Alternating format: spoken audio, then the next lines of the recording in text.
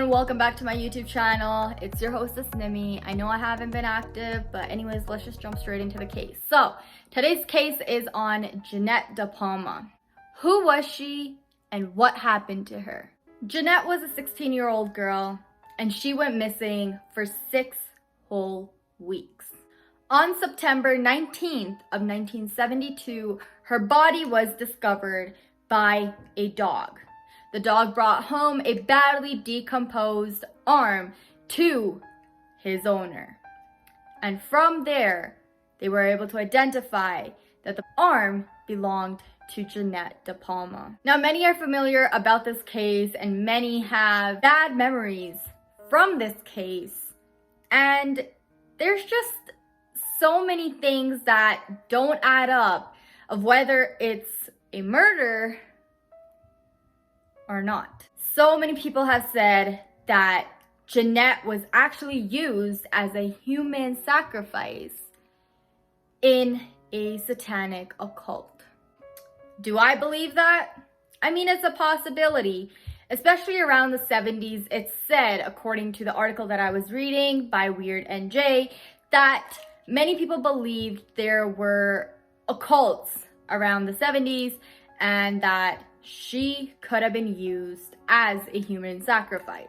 In fact, one of the girls or guys actually sent in a letter to the Weird NJ saying that around the time that Jeanette had been killed, there were a lot of rumors going around about this one occult that was in the area. It was rumored that they would use somebody as a human sacrifice.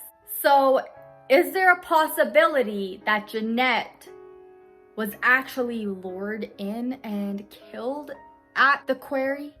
I mean, it's possible. Looking at the fact that this person sent in a letter saying, you know, that there was an occult and everything, it's possible that she was used as sacrifice. However, I like to think otherwise. So, Weird NJ actually had been requesting the police for the files of Jeanette. They had said that the files were destroyed in the 1999 hurricane. Except, a few years later, they did end up giving Weird NJ the files. So why the F did the police department lie about the fact that the files were destroyed during the hurricane of 1999? What were they trying to hide? And why did it take them over a decade to hand over the files? Was somebody from the police department involved in this? You all know how I feel about police, so I'll say there have been many rumors about the fact that where Jeanette's body was found, above her head were twigs that were laying in a cross, which is actually false. According to Weird NJ, the photographs that they have, which I will not be putting them up, if you want to search them up, please go ahead. But according to the pictures that they posted, there were no twigs above her head. And it was not mentioned in the reports either that, you know, it was a satanic kind of incident or anything of that sort, even though, yes, there were rumors about there being symbols around her body or, you know, dead animals hung around in the area where her body was laying.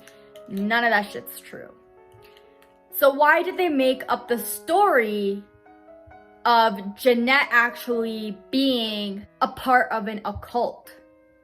Or even the fact that she was used as human sacrifice? It's weird, you know? It just doesn't add up as to why the hell they would say that she was used as a human sacrifice and put in all these things into the article when none of it was even true. Another thing I found when reading this entire article by Weird NJ was that a Springfield police officer said that Jeanette likely died from an overdose and that the area that she was in was known for parties. Firstly, that is inaccurate. Secondly, I don't see Jeanette actually doing that. And it's not even known as a party central kind of place. So definitely this police officer was just making that up. Because like I said, the area that her body was found in, there was no evidence that linked it to either being an occult or a party zone. So, what the hell was going on? One of the biggest things about this case is that Jeanette's wallet was missing from her purse. And it wasn't just her wallet. It was also her cross necklace, which the family had over and over again told the police was taken off her body. One of the things I found out about Jeanette was that she was Christian, and what she wanted to do was change people. So in her eyes, you know, she might have joined the occult to try and bring them down the right path from the wrong.